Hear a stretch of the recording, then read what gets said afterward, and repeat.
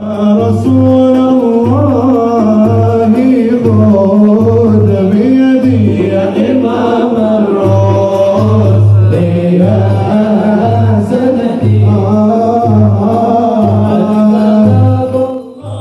اللهم اهدنا طريق المستقيم طريقا من روح جبريل المتين. warahmatullahi wabarakatuh. A'udzubillahi minasyaitonir rajim. Bismillahirrahmanirrahim. Alhamdulillahil qail wa ma khalaqtul jinna wal insa illa liya'budun. Asyhadu an la ilaha illallah wahdahu la syarika lah wa asyhadu anna Muhammadan abduhu wa rasuluh. Allahumma salli ala sayyidina Muhammadin abdika wa rasulika nabiyil ummi wa ala alihi wa sahbihi wa barik wa sallim. Allahumma nawwir qulubana bi nuri hidayatika kama nawwarta al-ardha bi nuri syamsika abadan abada bi rahmatika ya arhamar rahimin. Tuan-tuan dan puan-puan yang dirahmati Allah sekalian, alhamdulillah sekarang kita sudah sampai ke penghujung amalan solat kita. InsyaAllah selepas ini nanti kita akan solat asar dan kita akan khatam. Kemudian kita akan berbuka dan kemudian kita akan balik ke rumah kita masing-masing untuk menunggu hari raya yang tak berapa lama lagi.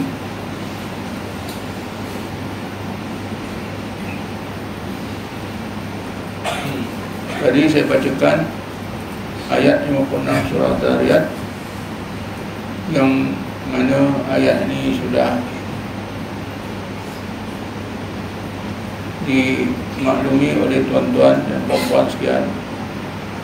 Di mana-mana kita mendengarnya bahawa Allah jadikan kita sebagai manusia juga jin, tujuannya ialah untuk menjadi hamba-Nya.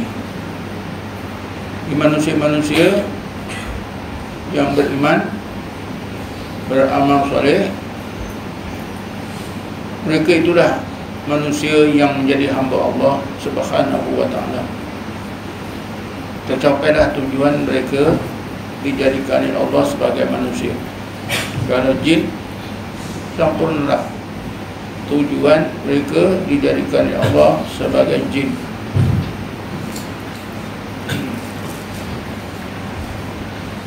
Manusia dan jin yang hubungan berjaya atau tidaknya untuk menjadi hamba Allah ini, dia sebagaimana yang disebut oleh Allah dalam Quran, terbagi kepada 3 golongan, seperti yang Allah sebut dalam surah Al-Waqi'ah. Golongan yang pertama disebut oleh Allah golongan manusia sebelah kanan. Golongan yang kedua disebutkan golongan sebelah kiri, dan golongan yang ketiga ialah golongan muqarrabun, mereka yang hampir kepada Allah Subhanahu wa ta'ala. Bismillahirrahmanirrahim. Wa antum azwajan salasah fa ashabul maimana ma ashabul maimana wa ashabul mas'amah ma ashabul mas'amah was-sabiquna sabiqun ulaikal muqarrabun. Kamu di akhirat nanti, wahai manusia, terbagi kepada 3 golongan. Ashab, azwaj dan salasah. Tak ada 3, tak ada 4, ada 3. Ashabul maimanah, yang pertama golongan sebelah kanan. Alangkah bahagianya mereka yang diletakkan oleh Allah di dalam golongan sebelah kanan, kerana mereka dimasukkan oleh Allah dalam surga. Wa ashabul mas'amah, yang kedua ialah golongan sebelah kiri.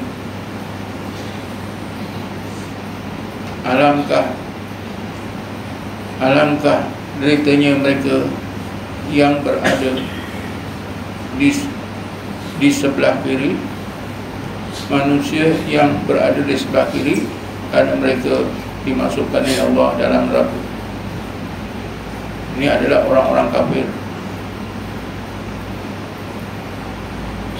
Wasabiqun as-sabiqun, golongan yang ketiga ialah as-sabiqun as-sabiqun ulaikal muqarrabun. Golongan as-sabiqun, alangkah bahagianya, terlalu bahagianya mereka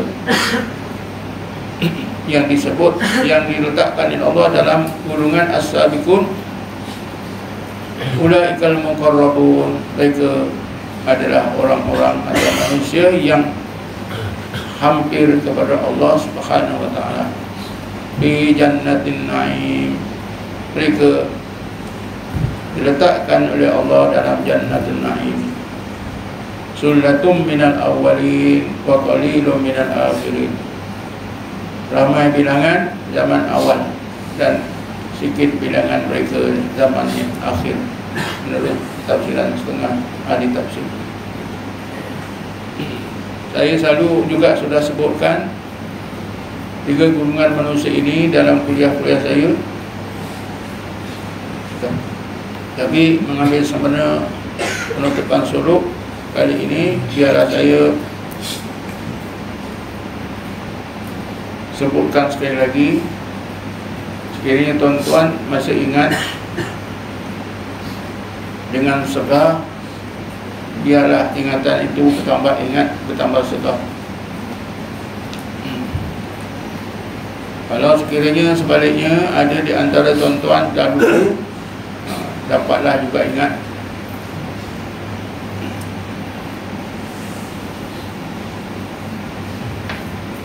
Allah Subhanahu wa taala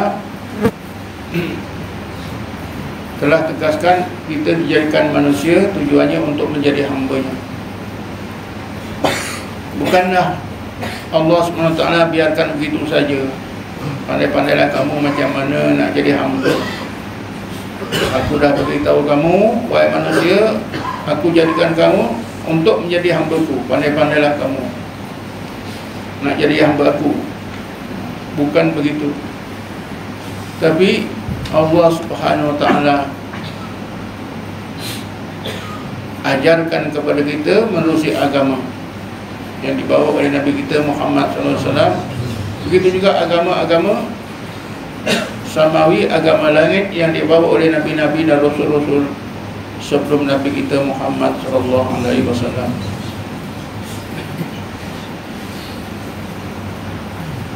Jadi menerusi agama, kalau kita ini agama Islam, dalam agama Islam ni Allah Subhanahu wa taala tunjukkan dengan jelas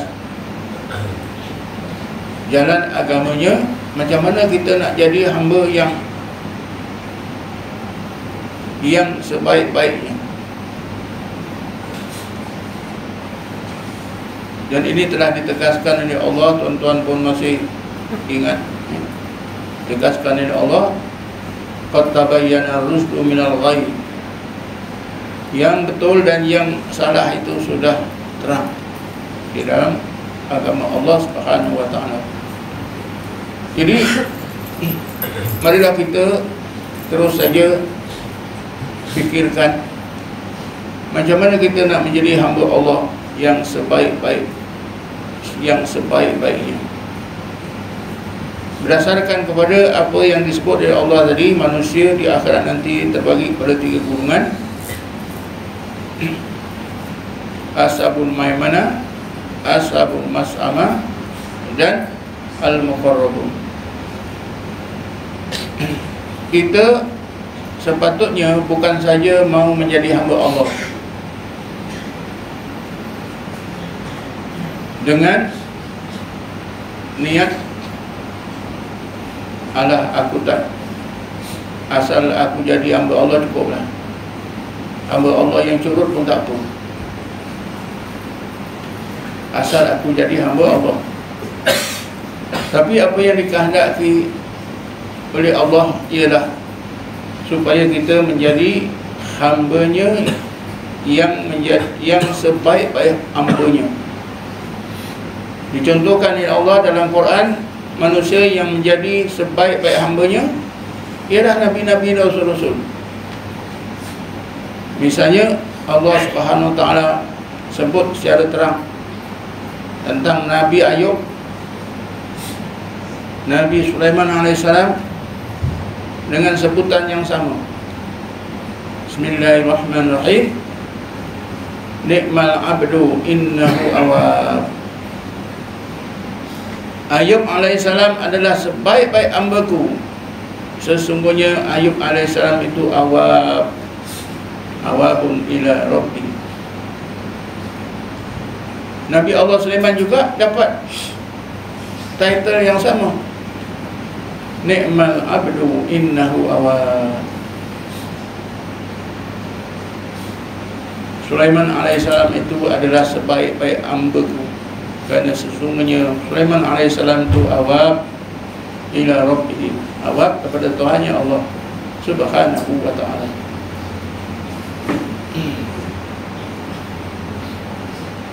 Jadi kita sebenarnya diberi peluang oleh Allah, sebaik-baik peluang, seluas-luas peluang untuk menjadi sebaik-baik hamba-Nya. Dicontohkan oleh Allah dengan para nabi dan rasul.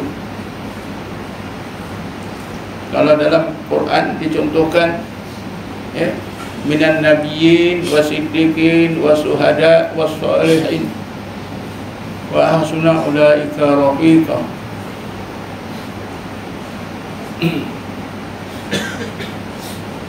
Contohkan golongan nabi-nabi, siddiqin, golongan syuhada dan as-salihin. Ini 4 golongan inilah golongan manusia yang telah mencapai taraf kehambaan sebaik-baiknya.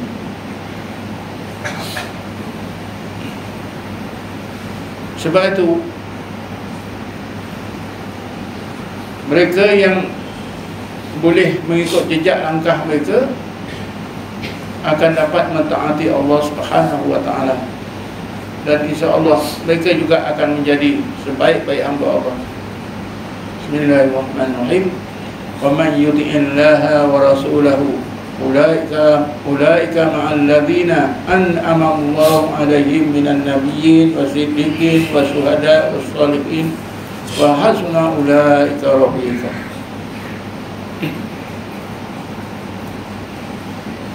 Tuan-tuan dan puan-puan sekalian, jadi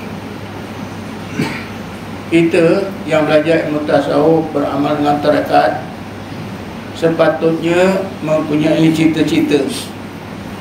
Aku nak menjadi hamba Allah, sebaik-baik hamba Allah. Bukan hanya jadi hamba-Nya biasa, bukan menjadi hamba yang biasa, mau menjadi sebaik-baik hamba Allah. Aku mau menjadi golongan as-sabiqun as-sabiqun ulaikal muqarrabun. Aku tak mau menjadi hanya sebagai ashabul maimanah saja. Tapi jutaan, ya, mungkin bilangan orang mukmin di dunia ini, berapa orang yang menyadari adanya peluang ini, adanya peluang bahawa kita boleh, bahawa kita diberi peluang seluas-luasnya oleh Allah untuk menjadi sebaik-baik hamba-Nya. As-sabiqunal awwalun, ya, ataupun as-sabiqun as-sabiqun ulaikal muqarrabun.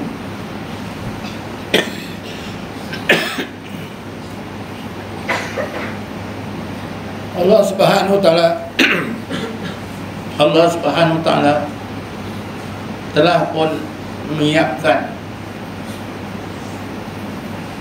kaedah amalan yang bila kita amalkan, insya-Allah kita menjadi sebaik-baik hamba Allah menjadi golongan as-sabiqun as-sabiqun ulaikal muqarrabun.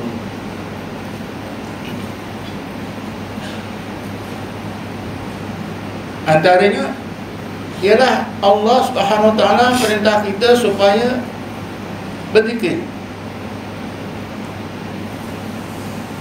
Supaya berzikir.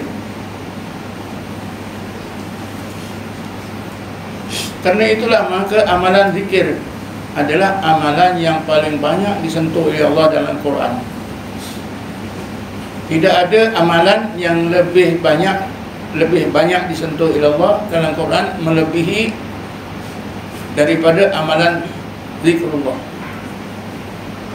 Ada penyelidik yang sudah mengira ayat-ayat yang menyentuh tentang zikrullah, sama ada suruhan supaya kita berzikir, larangan supaya kita jangan meninggalkan zikir, ya, akibat orang yang tidak berzikir, kelebihan orang yang berzikir, kedudukan orang yang berzikir dan sebagainya.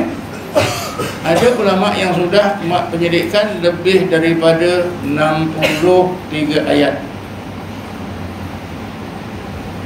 Dibandingkan dengan mana-mana amalan, tidak ada amalan yang lebih banyak disentuh oleh Allah dalam Quran selain daripada zikrullah. Tapi zikrullah lah amalan yang paling dipertikaikan oleh orang Islam, terutamanya oleh ulama yang tidak belajar zikir. Selalu kita dengar alasan ulama yang bijak mempersonal kita.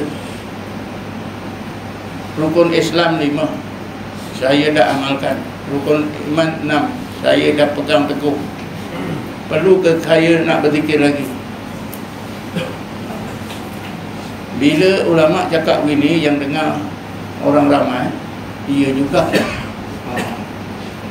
Iya jugalah. Kita pun mungkin satu ketika dulu kita makan juga kebenarannya. Awak dah belajar Islam takat ini, rukun Islam berapa? 5. Rukun iman 6. Ada tak zikir itu? Tak ada. Jangan sibuk-sibuk. Cukup. Mufti kita pun tak berzikir, tak bertarakat. Habislah.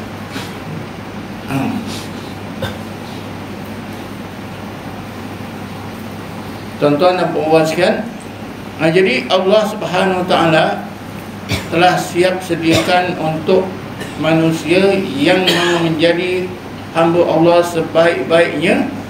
Pertama, hendaklah berzikir. Hendaklah berzikir. Bismillahirrahmanirrahim. Ya ayyuhalladzina amanu dzkurullaha dzikran katsira. Wahai orang-orang yang beriman, hendaklah kamu zikir banyak-banyak. Tiba-tiba ada orang alim, cukuplah dengan rukun Islam yang 5, rukun iman yang 6. Tak ada, jangan sibuk-sibuk. Nanti awak sesat kalau masuk tarekat. Allah perintah, wahai orang-orang yang beriman, hendaklah kamu zikir sebanyak-banyak zikir. Bila kita kata ini ayat ni suruh zikir, awak sembahyang zikirlah. Awak puasa, zikirlah.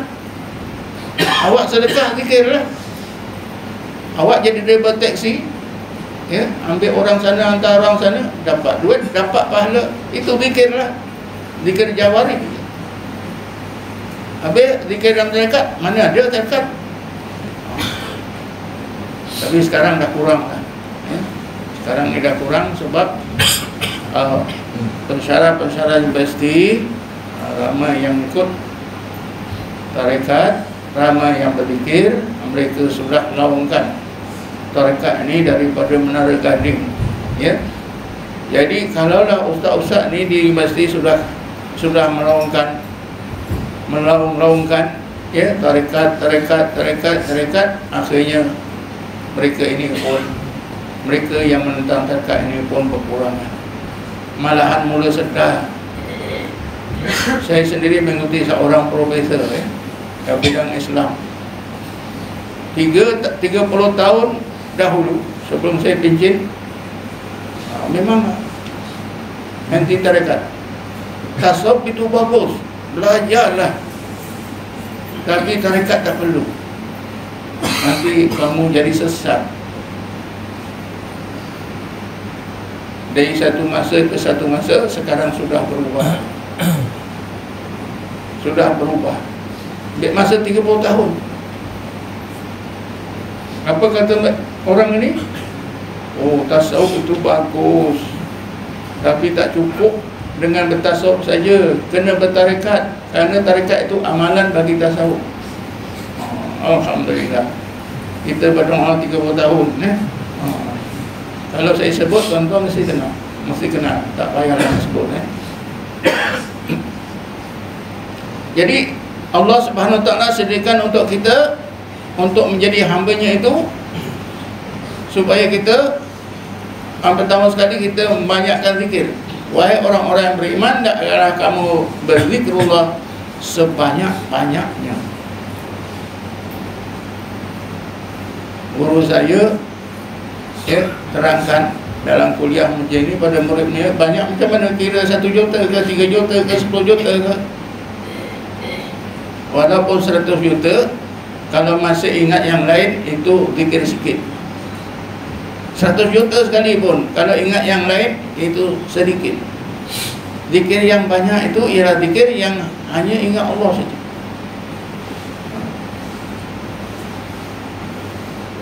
Kemudian Allah Subhanahu Wa Taala ajar lebih halus lagi. Itu kan suruh zikir je. Macam mana nak zikir ni? Allah Ta'ala ajar kamu zikir dalam hati, jangan di lidah saja. Bismillahirrahmanirrahim. Wadhkur rabbaka fi nafsika tadarruan wa khifatan wa dunal jahri minal qawli bil ghudwi wal asal wa la takum minal ghafilin. Hendaklah kamu ingat dan sebut nama Tuhan kamu Allah di dalam hati kamu, tadarruan wa khifatan, dalam keadaan hati kamu tadarru' dan takutkan kepada kebesarannya, wa dunal jahri minal qawli, tanpa ada suara.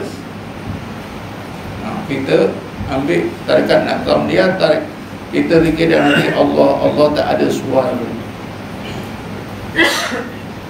Kita ketika ambil tarikat dulu tak sangka, tidak tahu pun ayat ini. Rupa-rupanya tarikat Naqsabandiyah yang kita pelajari ini, dituntut oleh Allah, dikehendaki oleh Allah, diperintah oleh Allah supaya kita berzikir Allah, Allah, Allah, Allah, Allah, Allah di dalam hati. Bil wudui wal asar, sepanjang masa siang dan malam. Wudu itu pagi, asar itu petang. Jangan macam orang Yahudi, Itu orang Yahudi yang diharamkan daging babi, tulangnya tidak, minyaknya tidak, kulitnya tidak.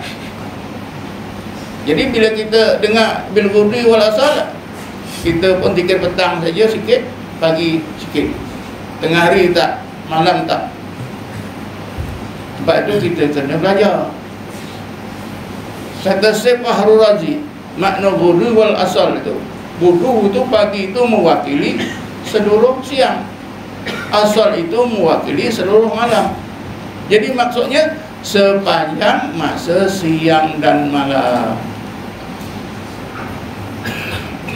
Sepanjang masa siang dan malam, hendaklah kamu zikir, mengingati, menyebut nama Tuhan kamu Allah di dalam hati kamu, Allah, Allah, Allah, Allah, Allah, Allah, sepanjang siang dan malam.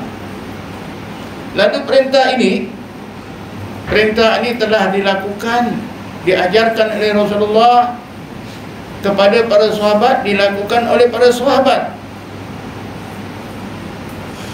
Sebab itu Allah sebut dalam Quran, Bismillahirrahmanirrahim, ولا تطرد الذين يدعون ربهم بالغداة والعشي يريدون وجهه. Ya Muhammad, engkau jangan sekali-kali, ya Muhammad, engkau jangan sekali-kali hadap, bubarkan orang-orang mukmin, sahabat-sahabatmu yang sentiasa mengurungi engkau ya Muhammad atas desakan orang-orang Quraisy, pemimpin Quraisy. Biarkan mereka, karena mereka itu sepanjang siang dan malam yad'una rabbahum, mengingati Tuhannya Allah. Yuriduna wajha, yang mereka mau ialah Allah. Yad'una rabbahum, mereka itu berzikir, menyebut Allah, Allah, Allah, Allah.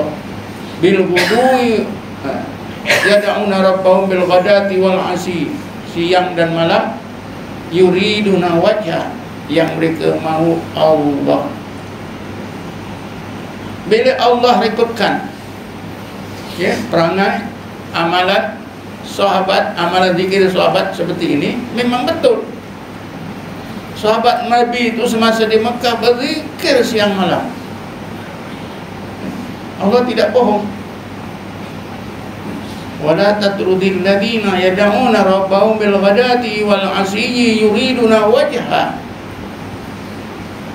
Kita ni adalah merupakan umat Nabi Muhammad, sebilangan kecil umat Nabi Muhammad yang cuba meniru amalan sahabat seperti yang Rasulullah sebut, seperti yang Allah ajar, disebut oleh Allah dalam ayat tadi. Ingat Allah dalam hati, Allah, Allah, Allah, Allah, Allah, Allah. 10 hari siang dan malam di sini. Kebetulan pula suruh kali ini bersempena dengan bulan Ramadan. Coba bayangkan tuan-tuan, coba bayangkan bagaimana besarnya kurnia Allah ini. Karena di luar sana, ratusan ribu, mungkin jutaan manusia yang tak dikurniakan amalan ini.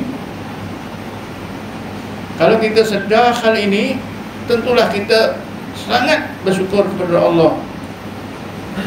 Sangat bersyukur kepada Allah. Ya Allah, Engkau pilih aku dari jutaan manusia, jadi jutaan orang-orang mukmin untuk bersolok, berzikir seperti para sahabat. Yad'una rabbahum bil ghadati wal 'ashiyyi yuriduna wajha. Mudah-mudahan tuan-tuan yang duduk di sini tujuannya itulah yuriduna wajha Allah, maukan Allah.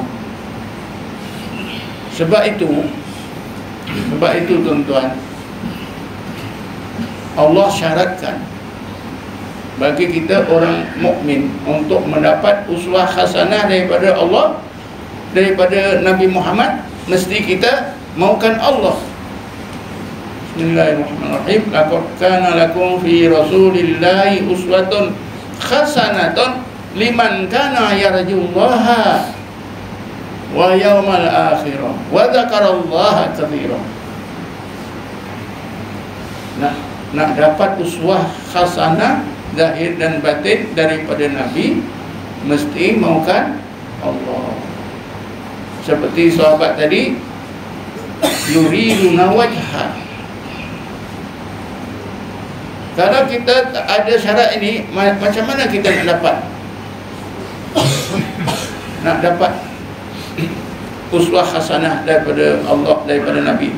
Tentu tak dapat. Syarat yang pertama, liman kana yarjullah. Bagi siapa yang maukan Allah, nak maukan Allah tu, itu di akhir ayat ni, wa dzakarallaha katsiran, menyebut Allah, Allah banyak. So, kita dah sebut Allah, Allah banyak-banyak, kita mau Allah. Bila mau Allah, dengan sendirinya kita mau kebaikan akhirat. Cukup. Sebab itu sepatutnya kita sangat bersyukur kepada Allah Subhanahu wa ta'ala. Karena kita ini merupakan sebilangan sangat kecil orang Islam yang dikurniakan oleh Allah amalan berzikir dalam hati siang dan malam seperti yang dikehendaki oleh Allah dalam ayat 205 surah Al-A'raf. Wadhkur rabbaka fi nafsika tadarruan wa khifatan wa dunal jahri minal qawli bil ghudwi wal asal wa la takum minal ghafilin. Insyaallah dengan amalan ini, insyaallah mudah-mudahan hati kita tidak menjadi hati yang ghaflah, hati yang ghaflah, yang lalai, tapi akan menjadi hati yang hidup. Hati yang lalai ni hati yang tidur. Hati yang tidur. Mengikut Imam Ghazali. Kata Imam Ghazali dalam kitabnya Jawahirul Quran, ketika mengingatkan orang yang tak berzikir, fa innaka bi hadzal alami naimun walau kunta mustaiqidan. Kalau tuan-tuan nak tengok orang yang tidur dalam perjalanan, inilah memang tadi kata fa innaka fi hadzal alami naimun, sesungguhnya anda dalam hidup dalam dunia ini tidur, walau kunta mustaiqidan, walaupun nampaknya anda berjaga, aktif, hidup ke sana kemari, ke pejabat, pandu kereta, tapi hakikatnya anda tidur. Makna anda tidur sini, hati anda tidur, tubuh badan aktif. Kita janganlah menjadi orang seperti ini. Tubuh kita aktif, hati tidur, ghaflah. Salah satu musuh manusia yang mesti jauhkan ialah ghaflah. Ada 4 musuh kita ya, yang besar yang disebut oleh orang-orang sufi. Antaranya ialah ghaflah, zulmatul ghaflah. Yang pertama zulmatul kauni, yang kedua zulmatul syahwat, yang ketiga zulmatul ghaflah, yang keempatnya zulmatul maksiat. Ini kan kita untung tuan-tuan ya. Allah sudah berikan kita zikir dalam hati. Allah dah bagi jaminan, kalau kamu terus ingat Allah dalam hati seperti ini, insya-Allah hati kamu tak jadi lalai, hati kamu tak akan tidur.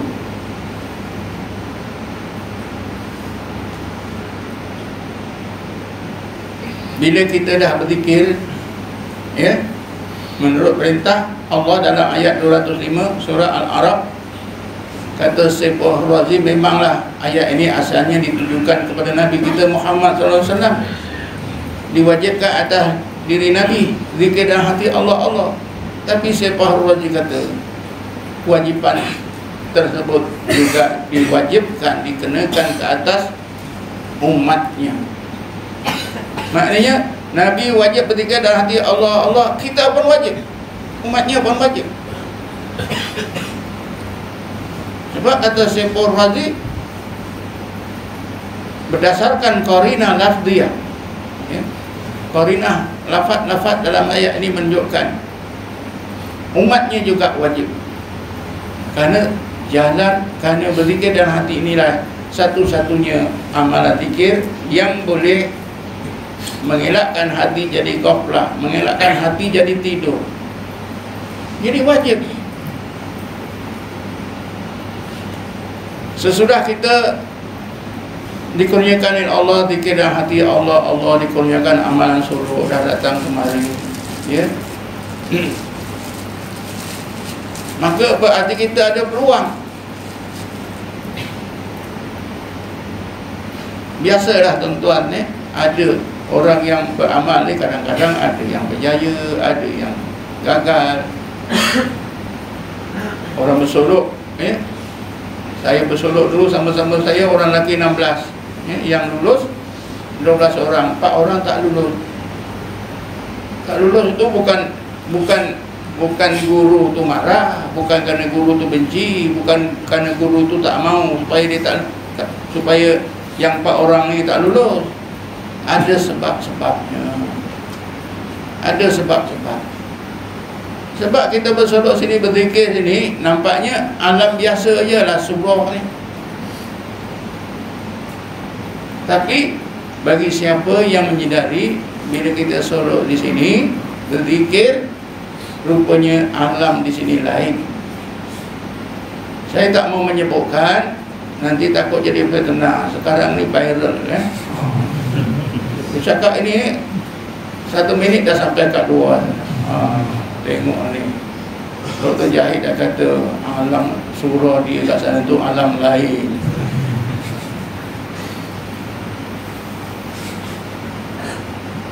Apa tak lain tuan-tuan Contohnya di luar sembahyang 5 waktu elok saja.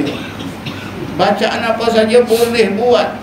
Dari awal sembahyang zuhur, dari awal hingga akhir tahiyat boleh buat. Tapi ada orang yang bersolok bila sembahyang sampai ketika baca tahiyat, asyhadu an la ilaha illallah, tak boleh. Macam kita tak percaya. Betul ke awak tak boleh? Tak boleh tuan. Cuba sekarang di luar sembahyang boleh, dalam sembahyang tak boleh. Pelik tak? Di luar dia cakap macam-macam tak apa. Tapi bila solok sini menangis-nangis, tuan, mulut saya hilang. Itu ada awak cakap tu, awak cuba pegang. Ada kan? Tak ada tuan. Dia pegang mulut dia, dia kata tak ada. Lain tak ada. Lain. Bacaan asyhadu an la ilaha illallah wa asyhadu anna Muhammadar Rasulullah itu memanglah sejak kecil. Tapi bila sembahyang di sini tak boleh. Cuba di luar sembahyang boleh, dalam sembahyang tak boleh. Memang itu macam satu kerugian, tapi itu satu keuntungan. Sebab Allah ingatkan dia. Sebab itulah alam di surah Solok itu berbeza daripada alam kita di luar. Saya ingat ada seorang student universiti perempuan. Fikir Allah tak boleh. Dah duduk sini bersolok 3-4 hari. Hari keempat tu jumpa saya, tuan, dia menangis-nangis. Tuan, kenapa awak menangis ni macam ni macam budak-budak? Tuan, saya tak boleh zikir. Allah tak boleh? Tak boleh tuan. Cuma sekarang sebut depan saya boleh. Tapi bila dia pasang kafiat nak sebut Allah tak boleh. Apa yang menyebabkan awak tak boleh sebut? Bila saya sebut Allah saja, datang nyanyian-nyanyian dengan kuatnya. Nyanyian siapa saja yang selalu saya dengar, dia datang. Kata saya kena taubat lah. Awak taubat, jangan dengan nyanyian. Baik juga awak datang sini. Kalau takdirnya awak mati macam mana, syahadah datang lah. Nyanyian lah. Saya tanyalah, nyanyian siapa? Nyanyian Siti Nurhalizah. Itu kan artinya alam ketika kita solok ni berbeza dari alam yang lain di luar sana. InsyaAllah. Sebab itulah ada adab-adabnya. Tak boleh bercakap, ingat Allah saja. Nak keluar tu tak boleh sebarang keluar. Berbeza. Kalau kita tengok dalam Quran, alam solok dalam Quran ialah Ashabul Kahfi. Bismillahirrahmanirrahim. Wa idh tazaltumuhum ma ya'buduna illa Allah wa ilal kahfi yaghfir lakum rabbukum min rahmatihi wa yuhayyi lakum min amrikum mirfaqa. Sekiranya kamu telah meninggalkan raja dan masyarakat yang zalim yang menyembah selain daripada Allah itu, engkau dah lari, kamu dah lari, Fa'u ilal kahfi. Sekarang masuklah dalam gua itu. Fa'u ilal kahfi. Allah janjikan 2 perkara. Sebab itu berbeza. Yang pertama, yang surlakum rabbukum min rahmatihi. Tuhan kamu Allah akan melimpahkan sebahagian rahmatnya yang khusus. Kalau kamu tak bersolok sini, di luar tak boleh dapat. Insya Allah kalau dalam solok ni, yang surlakum rabbukum min rahmatihi. Apa dia? Rahmat Allah terlalu luas. Wallahu wasi'un alim. Yang kedua, wa yuhayyi lakum min amrikum mirfaqah.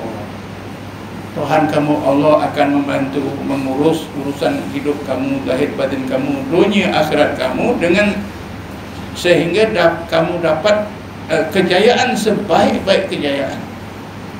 Janji kepada Allah. Ini bukan untuk Ashabul Kahfi saja, untuk orang-orang beriman yang beramal dengan amalan uzlah dan khalwat yang kita selalu sebut dulu.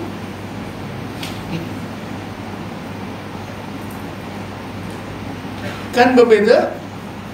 Ashabul Kahfi bila dah masuk dalam gua itu, mereka pun sedar, bertanya-tanya, berapa lama kita kat sini? Sehari lah. Kan kita datang ni masuk tadi pagi, ini dah petang. Sehari. Tengah kata lah, mana sehari? Tengah hari saja. Kita datang sini dah pukul 11, sini pukul 5. Kan berbeza tuan-tuan. 309 tahun. Bismillahirrahmanirrahim. Walabisu fi kahfihim salasami'atin sinina wa zadu tis'ah. Mereka tinggal dalam gua itu selama 309 tahun. Beza tak dengan hidup mereka di luar? Beza. Kita juga macam tu, cuma kita tak sedar. Sebab itulah kita beramal tu dengan ilmu, ya? Jadi apa yang saya terangkan ini ilmunya, bukan ikut-ikut. Oh ini solo, ini bukan sebarang ilmu. Inilah ilmu Ashabul Kahfi. Tapi janganlah cakap itu tuan. Orang di luar itu, ya, 24 jam dia nak cari salah kita, cakap kita pelik-pelik, itu yang syukur. Ini orang Solo ni kata amalan orang Ashabul Kahfi. Dah susah nanti kita, ya. Amalan Rasulullah, ya. Ashabul Kahfi itu di antara manusia yang dikurniakan oleh Allah bersolok dalam gua. Mereka rasa sehari, tapi rupanya 309 tahun tak makan, tak minum, ya. Kalau ikut pakar-pakar kedokteran, manusia ini boleh hidup seminggu boleh, tak makan, tak minum, ya. Ashabul Kahfi 309 tahun. Nabi yang bersolok ialah Nabi Musa alaihissalam, 40 hari 40 malam tak makan, tak minum, ya. Allah nyatakan ini betul, ya. Pandangan apa itu pakar-pakar kedokteran itu salah. Tuan-tuan tentu dapat tahu, ya, di mana ada gempa bumi itu, ya. Orang yang tertimbus itu 2 minggu, dapati masih hidup lagi. Kalau ikut doktor seminggu je, tapi 2 minggu hidup lagi. Itu bukan bersolok, ya. Tertimbus bawah runtuhan batu, ya. Bila diselamatkan 2 minggu kemudian masih hidup lagi. Tercengang, ya. Manusia, pakar-pakar tercengang, rupanya 2 minggu berhidup. Dan tuan-tuan dan puan-puan sekalian, kita berzikir seperti yang diperintah tadi dalam hati, Allah, Allah, hilanglah kita punya insya-Allah ghaflah, hati kita tak tidur. Tidak seperti yang disebut oleh Imam Ghazali, kita betul-betul hati kita jaga, tubuh kita jaga. Hati kita yaqadhah, tubuh kita yaqadhah. Akhirnya Allah Subhanahu wa taala terangkan perjalanan kita zikir ni sampai ke satu peringkat. Peringkat macam mana? Kalau Nabi dan Rasul tadi jadi awab. Nikmal abdu innahu awab. Kita ni perjalanan kita ni nak sampai ke awab itu tidak boleh. Itu khusus untuk Nabi-Nabi Rasul-Rasul. Kita di bawah sikit daripada awab. Munibun ilallah. Bismillahirrahmanirrahim.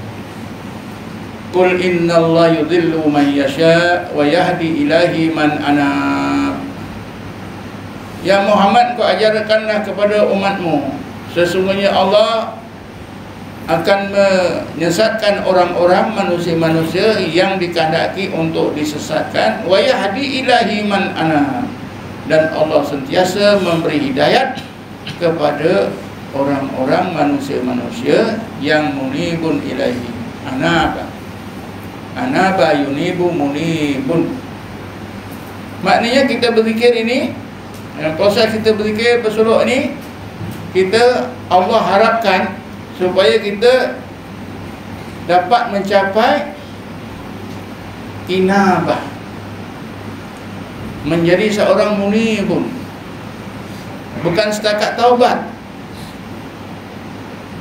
Kalau di luar suluk, insya-Allah taubat. Tapi dalam suluk ini kita mengharap apa? Inabah. Sebab tu tadi yang suka nyanyi tak boleh, yang ada salah besar, syahadah dalam takhiyat tak boleh, ya? Nak lulus apa nafi isbat tak boleh. Pasal apa? Di sini mesti sampai inabah. Barulah wa yahdi ilahi man anabah. Taubat itu ada 3 tingkat. Yang di bawah ialah taubat atau batu. Yang di atasnya ialah al-inabatu. Kita bersuruh ini tuan-tuan, kita mau mencapai inabah. Bukan taubat, tapi inabah. Yang di atas lagi, yang tak boleh kita capai, ialah Nabi-Nabi Rasul-Rasul aubah. Jadi di peringkat taubat dinamakan taibun, di peringkat inabah munibun, di peringkat aubah awabun. Mungkin tuan-tuan pernah berjumpa, ya, manusia Melayu yang bernama Awab.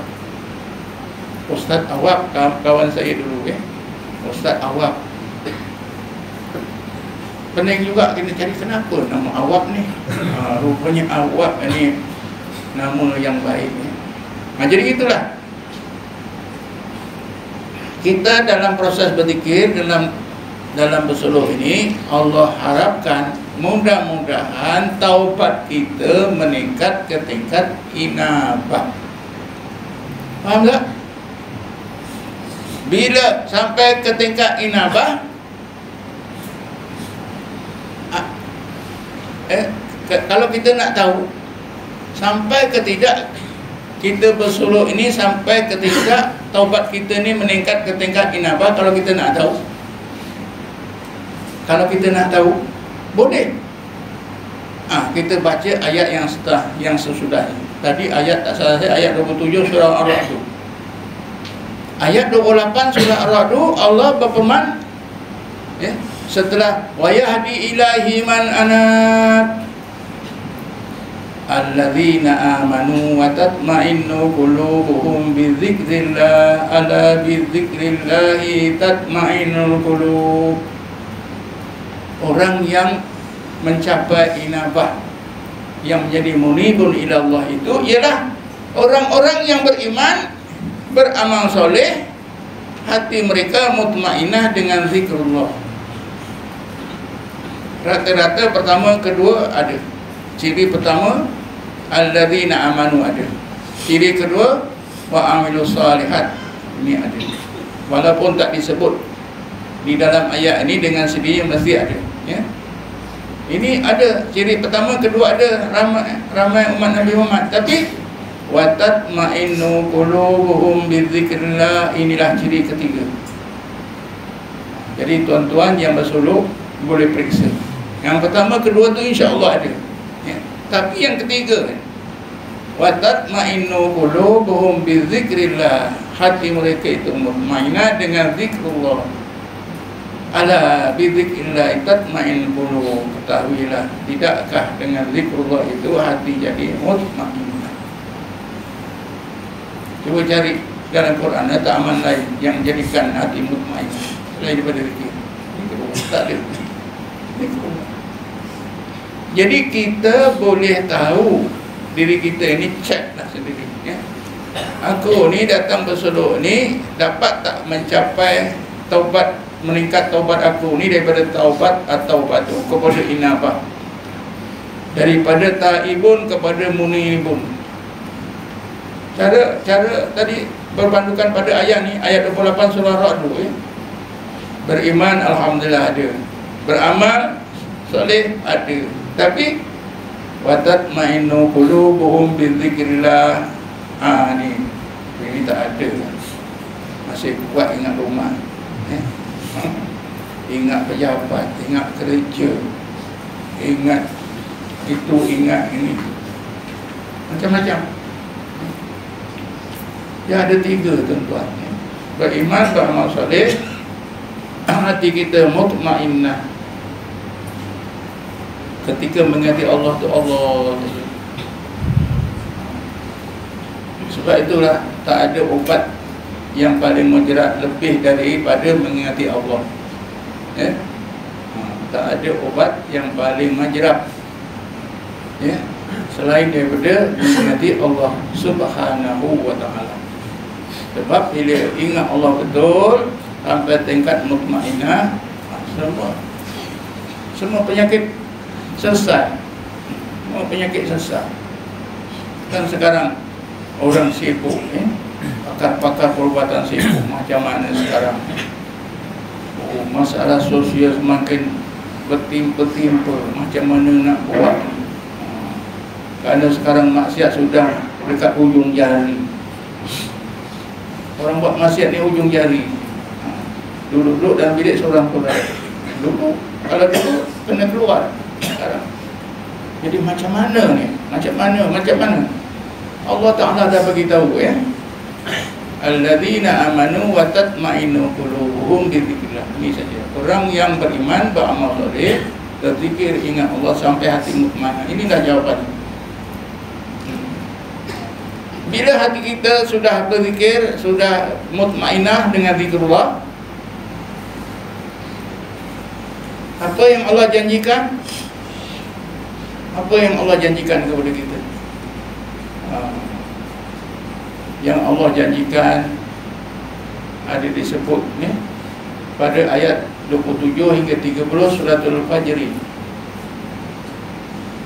Ya bismillahirrahmanirrahim. Ya ayyatuhan nafsul mutmainnah irji'i ila rabbiki radiyatan mardiyah wadkhuli fi ibadi wadkhuli jannati.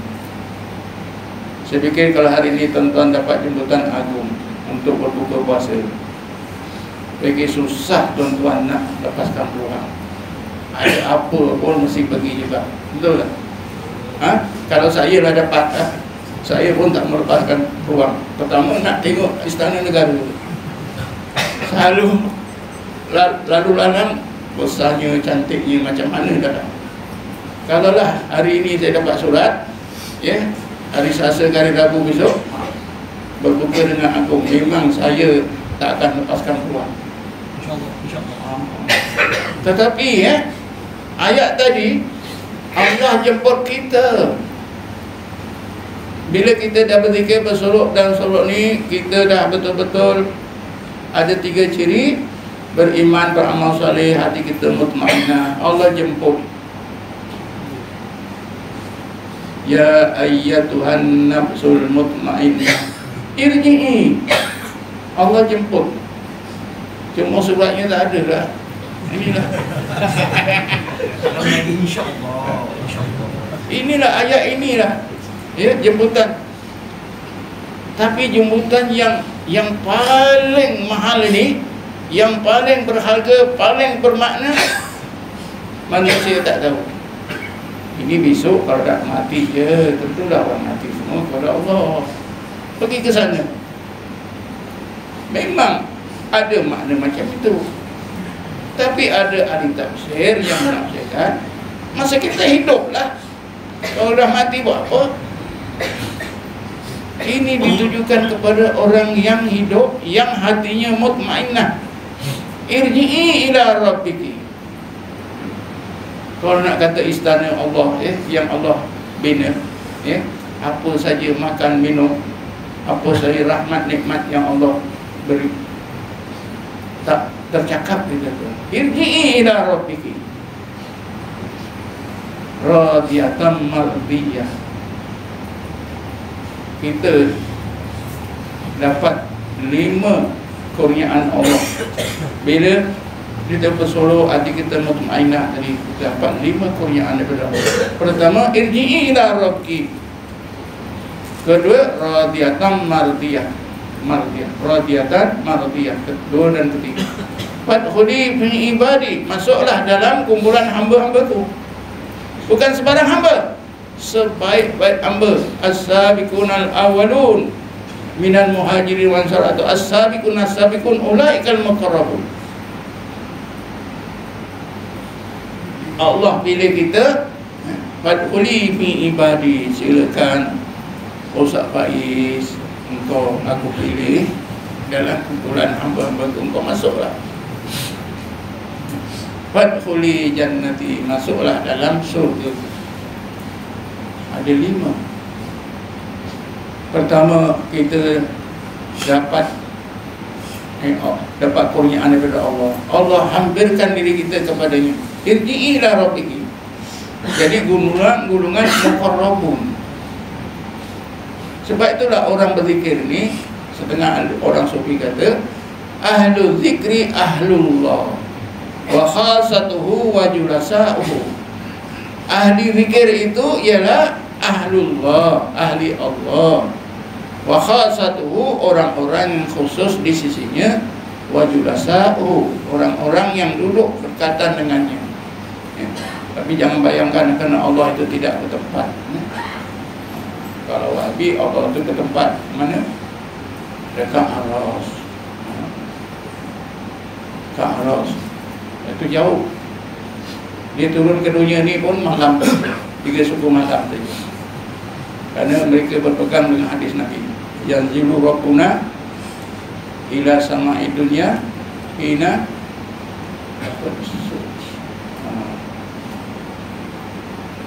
Tuhan kita Allah ni turun ke langit dunia ini apabila malam tinggal 1/3 malam. Itu dipegang oleh Wahabi, memang Allah Ta'ala turun daripada aras ke alam.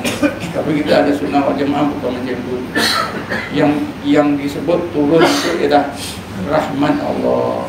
Allah turunkan ke dunia ini bila malam itu tinggal 1/3.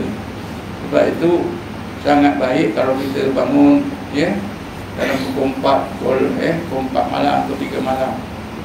Itu kalau ikut pahaman ahli sunnah wal jamaah.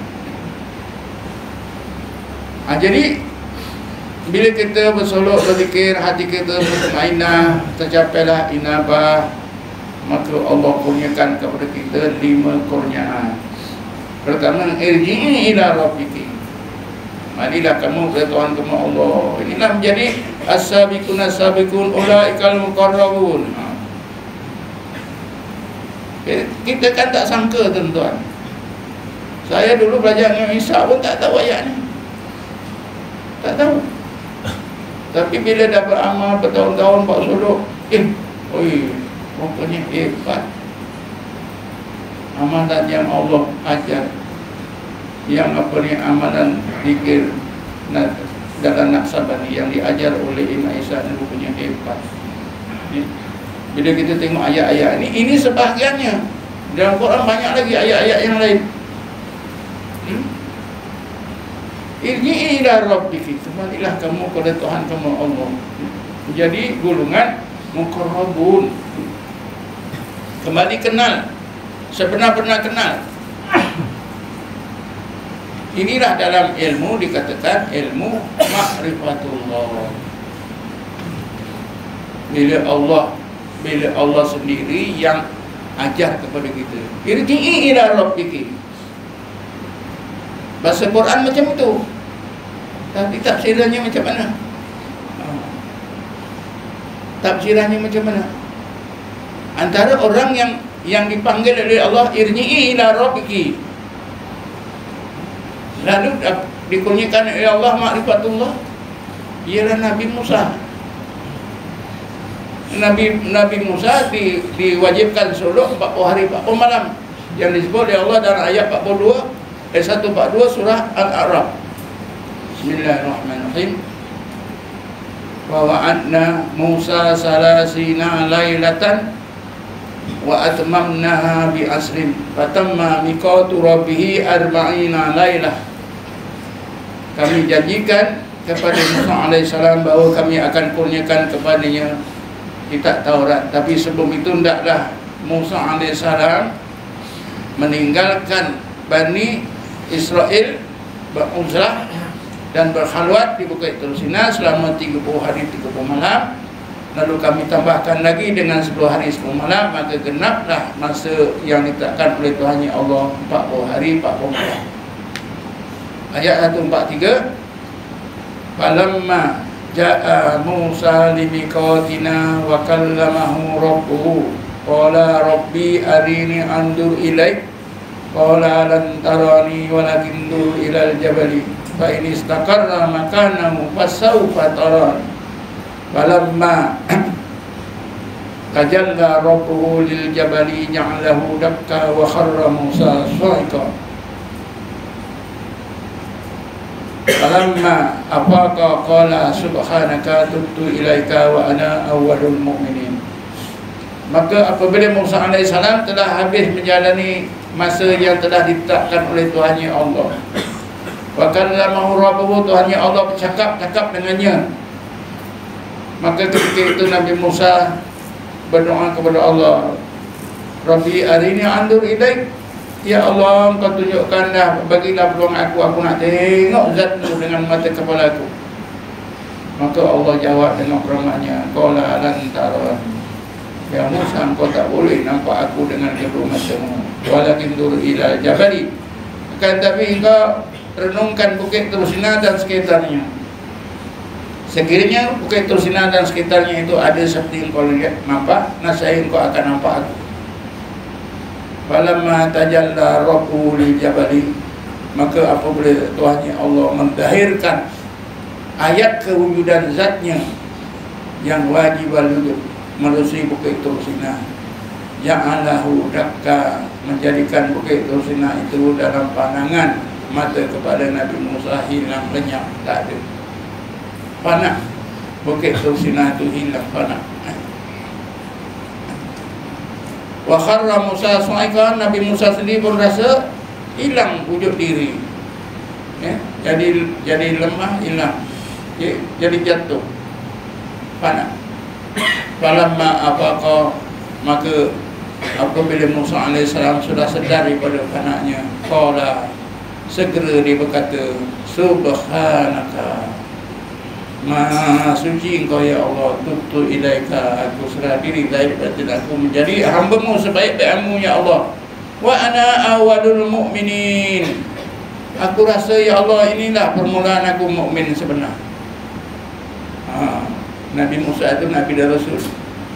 Bila jalani semua 40 hari 40 malam tu baru dirasa wa ana awwalul mu'minin. Bukanlah bermakna sebelum itu tak mukmin, tapi belum ke tingkat mukminuna haqqan. Dalam Quran kan ada mukminuna haqqan. Bismillahirrahmanirrahim. Innamal mu'minuna alladzina idza dzukirallahu wajilat qulubuhum wa idza tuliyat 'alaihim ayatuhu zadatuhum imana wa 'ala rabbihim yatawakkalun alladzina yuqimuna sholata wa mimma razaqnahum yunfiqun ulaika humul mu'minuna haqqan lahum darajatun inda rabbihim wa maghfiratun wa rizqun karim. Ada ulaika humul mu'minuna haqqan. Nabi Musa itu dulu dah memang beriman, tapi bila Allah Subhanahu Wa Taala kurniakan kepadanya makrifatullah, makrifat tentang kewujudan zatnya, maka Nabi Musa rasa barulah betul iman dia. Wa ana awalul mu'minin, ya Allah, aku rasa inilah titik permulaan aku. Mukmin yang sebenar, yang dulu itu tak betul. Pasal apa? Yang dulu itu pada akal, sekarang ni dalam hati. Pasal apa? Ya, Nabi Musa ni dapatlah tadi yang Allah perintah. Ya ayyatuhan nafsul mutmainnah irji'i ila rabbiki. Nabi Musa dapat, hati Nabi Musa, jiwa Nabi Musa, roh Nabi Musa dapat panggilan daripada Allah. Irji'i ila rabbiki. Jadi Nabi Musa, contoh dalam Quran yang jelas dipanggil Allah irji'i ila rabbiki, dikurniakan oleh Allah ma'rifatullah. Nabi Musa sedar dengan sebutan 3 ungkapan. Subhanaka. Kita sebut harus subhanallah, subhanallah, tak ada apa-apa. Tapi Nabi Musa sebut sekali subhanaka. Hebat. Menggambarkan bagaimana kesan ma'rifatullah yang Allah limpahkan ke dalam hati Nabi Musa. Disebut subhanaka tubtu ilaika. Ya Allah, kali itu aku serah diri, lahir batin aku menjadi hamba-Mu, sebaik-baik hamba-Mu. Aku tak mau lain, ya Allah. Wa ana awalul mu'minin, aku rasa inilah titik permulaan aku mukmin. Sebab itu setengah orang yang solok dia rasa gitu. Masa Imam Ishaq dulu ada seorang pelajar di Azhar, dia solok. Bila dilepas Nabi Isbat, dia menangis.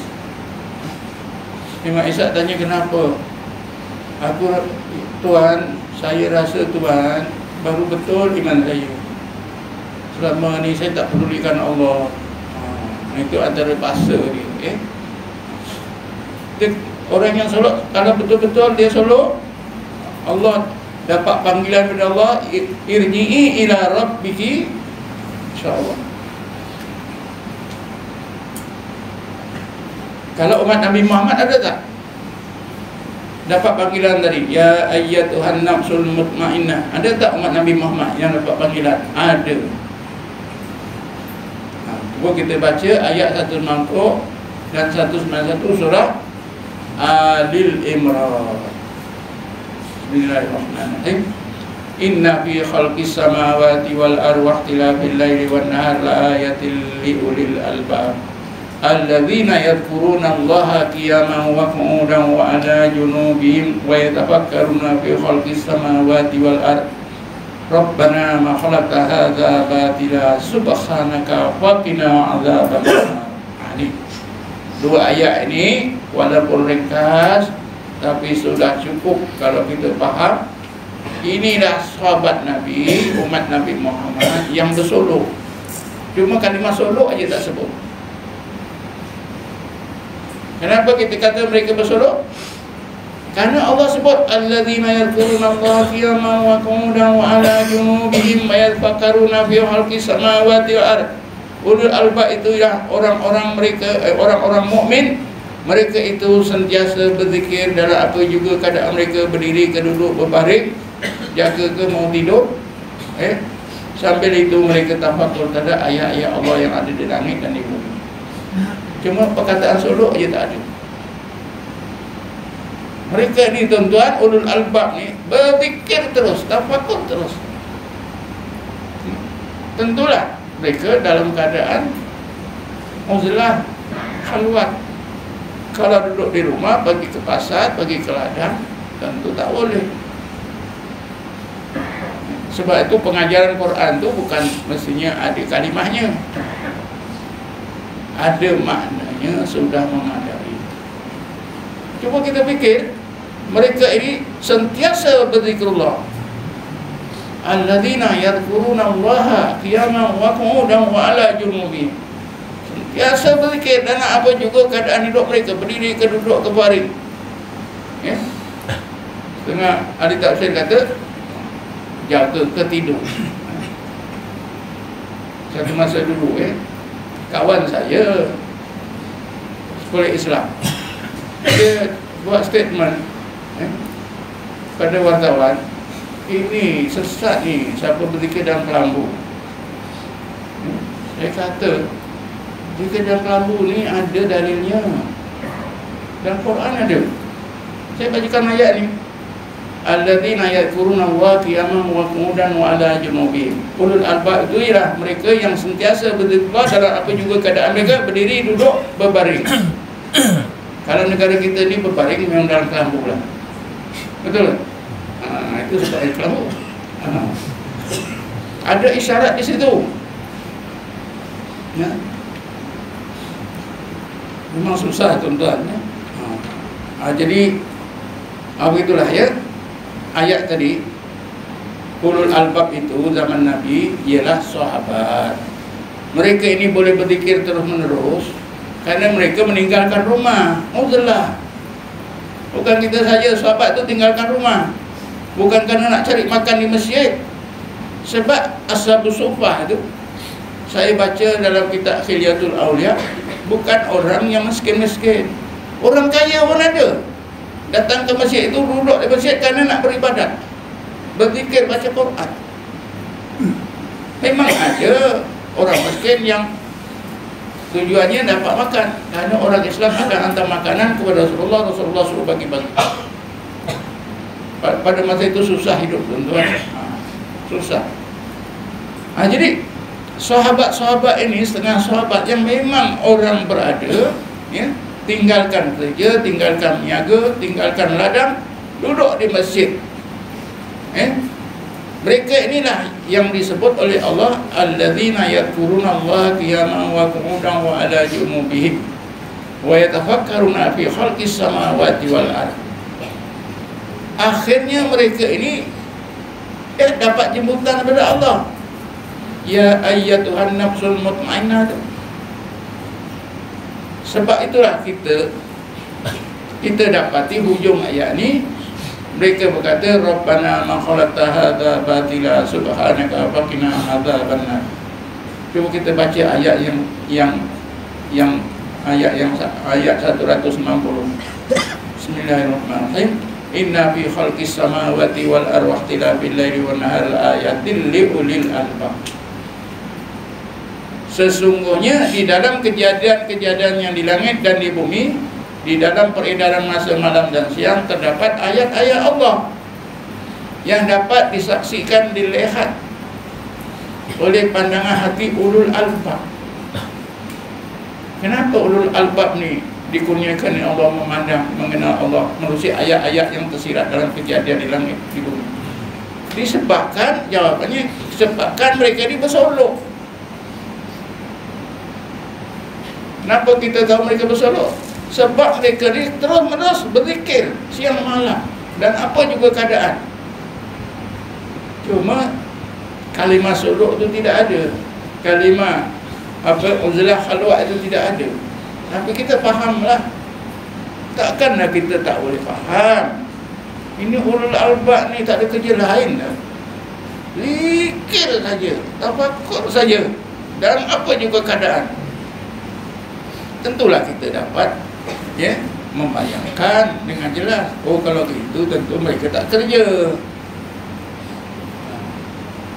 Mereka tinggalkan rumah, tinggalkan niaga, tinggalkan ladang, duduk di masjid. Mereka pandai-pandai ke? Memandai-mandai ke? Takkanlah memandai-mandai ada Rasulullah. Tentulah Rasulullah yang ajar. Tentulah Rasulullah yang memimpin mereka berzikir.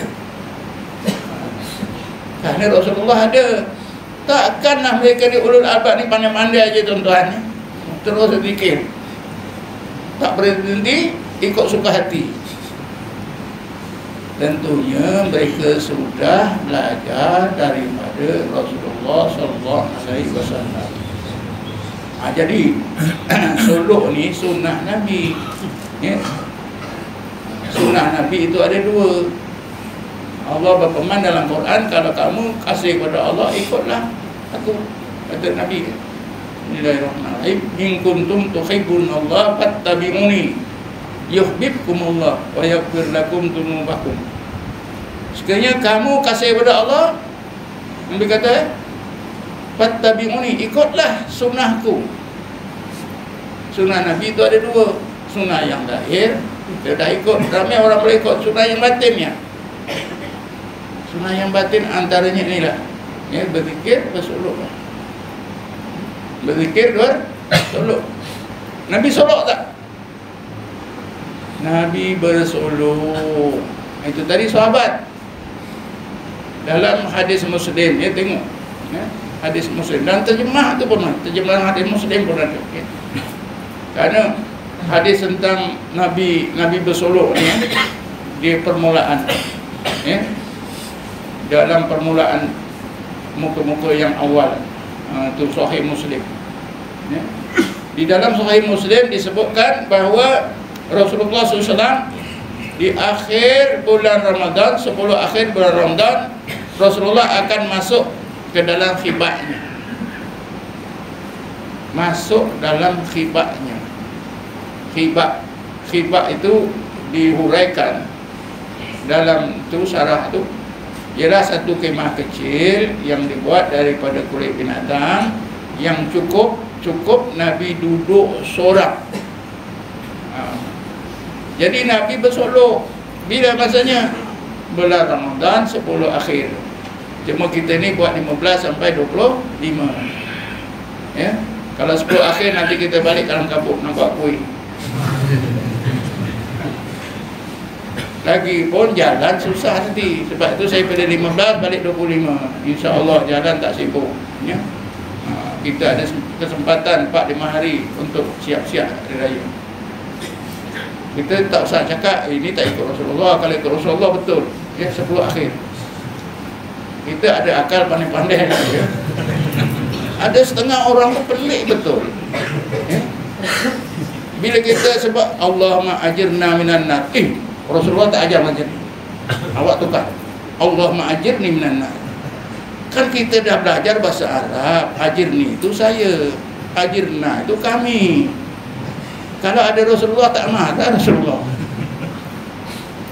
Dia nak pegang kononnya ikut Rasulullah. Tapi yang lain dia tak mau ikut. Yang itu saja.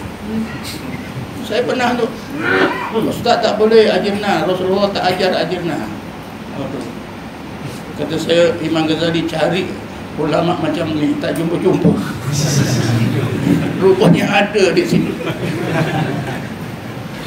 Ada seorang murid saya, dia ambil wudu, bila basuh kaki dia gitu saja dengan itu pipe getah saja.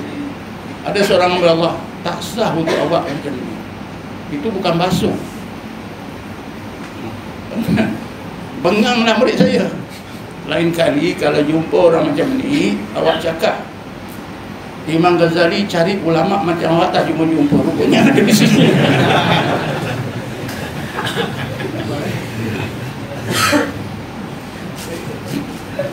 Kan Imam Ghazali, kalau ada belajar tasawuf, kata Imam Ghazali, jangan dampingi ulama yang sangat detail, sangat cerewet, ya. Wuduk cara macam ni, basuh cara macam ni, kalau macam ni, kalau ajirna salah mesti ajir ni. Cerewet-cerewet ni tak usah, tak boleh. Jadi kita balik semula tadi, ya. Rasulullah SAW itu bersolok 10 hari yang akhir dalam bulan Ramadan, kecuali tahun di mana baginda SAW wafat. Pada tahun beliau wafat itu, beliau, ya, masuk dalam khibahnya itu 20 hari 20 malam. Bacalah dalam hadis Muslim, ya. Kalau dalam Bahjatul Nufus, syarah kepada apa ni Sahih Muslim yang dibuat oleh Ibnu Abi Jumrah pun ada disebut di sana. Jadi kan terang ni, Rasulullah bersolok. Tapi kalau kita buat yang original, bersolok sini pakai khibah, kita buat daripada kulit lembu. Macam mana, kan? Sedangkan kelambu pun orang petikai. Ini cara sesat, ya. Apatah lagi kalau khibat kita buat dari kulit lembu, ya, macam Nabi buat untuk duduk saja. Maknanya Nabi bersolok itu bukan tidur, dia duduk. Kalau tidur pun dengan duduk, ya. Bukan baring. Hibak itu khidmat kecil dibuat dari kulit binatang yang cukup untuk Nabi seorang duduk. Jadi jelas ya, Nabi ada bersolok, sahabat pun ada bersolok. Sahabat itu diajar oleh Rasulullah SAW. Ya, sahabat yang bersolok tadi sentiasa zikir dan tafakur, akhirnya dikurniakan oleh Allah panggilan irji'i ila rabbiki. Sebab itulah di akhir ayat 191 mereka boleh mengucapkan Rabbana ma khalaqta hadza batila subhanaka faqina adzabannar. Cuba akhir ayat ini kita dekatkan dengan kata-kata Nabi Musa AS. Kalau Nabi Musa kata, ya, falamma apakah qala subhanaka tubtu ilaika wa ana awwalul mu'minin. Ulul albab kata Rabbana ma khalaqta hadza batila subhanaka faqina adzabannar. Kan hampir sama. Tapi ada perbezaannya. Karena Nabi Musa alaihissalam dikurniakan Allah makrifah tentang kewujudan zat yang wajib wujud. Para sahabat ini ulul albab dikurniakan Allah makrifah mengenai sifat-sifat dan perbuatan Allah Subhanahu wa taala. Sebab itu mereka mulakan dengan menyebut Rabbana ma khalaqta hadza batila subhanaka faqina adzabannar. Nabi Musa, subhanaka tubtu ilaika wa ana awwalul mu'minin. Tentulah seorang nabi lebih hebat daripada, ya, umat Nabi Muhammad sallallahu alaihi wasallam.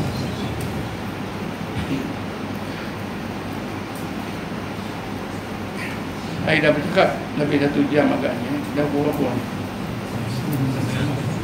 Kita semayang lah, ya. Jadi setakat ini sajalah saya berhenti dengan mengejut. Mudah-mudahan tuan-tuan yakinlah dengan amalan kita ini, orang cakap apa pun, ya.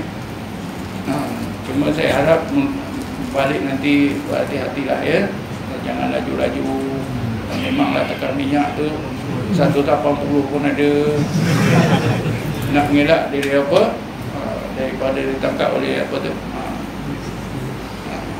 Sebab laju ni memang bahayalah tuan-tuan, ya.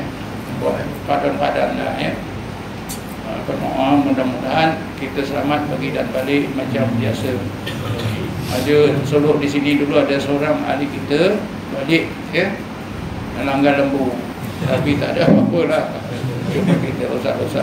Kita minta biarlah kita selamat pergi dan balik daripada apa juga yang menyusahkan, kemalangan, dan kita sampai di rumah dengan penuh keberkatan daripada Allah Subhanahu wa taala. Setakat ini saja, wallahu a'lam. Assalamualaikum warahmatullahi wabarakatuh. Assalamualaikum warahmatullahi Sayyidina Muhammad wa ala alihi wa sahbihi ajma'in. Allahumma ighfir lana warhamna wa li abaina li ummahatina li ikhwanina li akhwatina wa li mu'allimina li masyayikhina wa li muslimina wal muslimat wal mu'minina bi rahmatika ya arhamar rahimin. Allahumma inna nas'aluka imanan da'iman wa qalban khashi'an wa ilman nafi'an wa 'amalan salihan muqabbalan.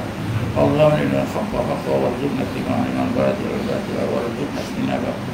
اللهم إنا نسأل التوبة والإنابة والاستقامة على الشريعة البراءة والتوبة البيضاء واجعلنا مستقيما ولا تجعلنا سقيما أبدا. اللهم من علينا بالإقامة والاستقامة على الشريعة البراءة والتوبة البيضاء. اللهم اطرح علينا أكمل الخطوط واصلح صدورنا أكمل الشرور. اللهم صل على سيدنا محمد وعلى آله الأطهار وأصحابه الأخيار وسلم تسليما كثيرا يا ارحم الراحمين. اللهم يا الله يا رحمن الرحيم يا هادي المضلين يا ناصر المسلمين ويا رحمة الضعفاء والمساكين اجعلنا من اولياء المتقين واقسمنا في زمرة المقربين وارزقنا خير وقنا من شر الكونين. امين امين امين بجاه نبينا محمد صلى الله عليه وسلم.